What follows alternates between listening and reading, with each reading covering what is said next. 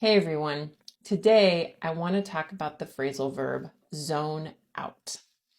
If you zone out, it means that you stop being aware of what is happening around you.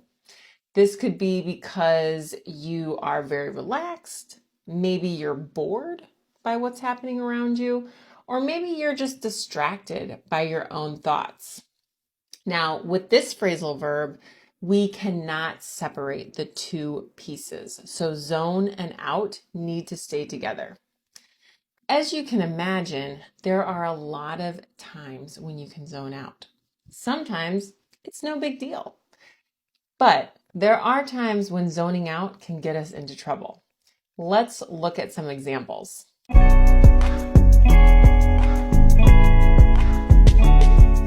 In this example, we see Katie relaxing on her train ride and she zones out.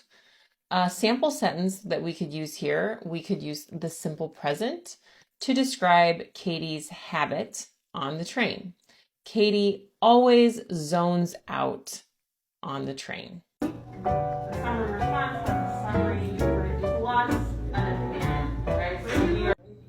What do I have to get for lunch today? It could be sandwich or it could be pancakes.